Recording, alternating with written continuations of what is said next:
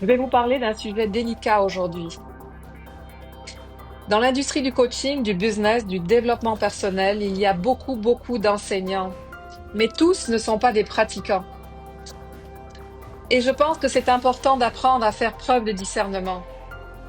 Il y a des personnes qui enseignent les relations amoureuses, par exemple, mais qui n'ont jamais construit une relation stable ou engagée. Vous les voyez toujours, ils sont célibataires, ça fait des années et des années. Et ils enseignent aux autres comment devenir en couple, comment être en couple avec d'autres.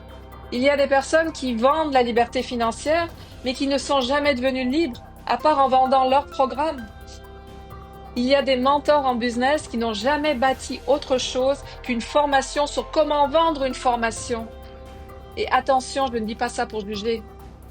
Je dis ça parce que dans un monde où tout est marketing, tout est contrôlé par l'intelligence artificielle de plus en plus, il devient essentiel de distinguer l'expérience vécue de la simple stratégie de vente. On peut transmettre de l'information sans l'avoir vécue, mais on ne peut pas transmettre une transformation qu'on n'a pas intégrée. C'est impossible.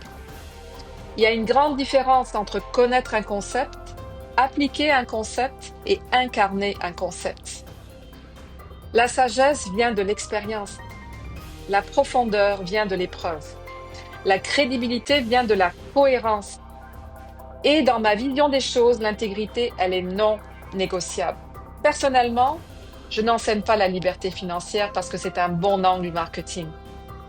Je l'enseigne parce que je l'ai construite. Je l'enseigne parce que j'ai connu l'épuisement, les 15 heures par jour, l'illusion de travailler plus égale réussir plus. Et j'ai fait le chemin inverse. Je crois profondément que nous devons enseigner ce que nous avons intégré, pas ce que nous espérons devenir. Grande différence. Alors, avant d'investir dans un programme, avant de choisir un mentor, posez-vous cette question simple. Est-ce que cette personne vit réellement ce qu'elle enseigne?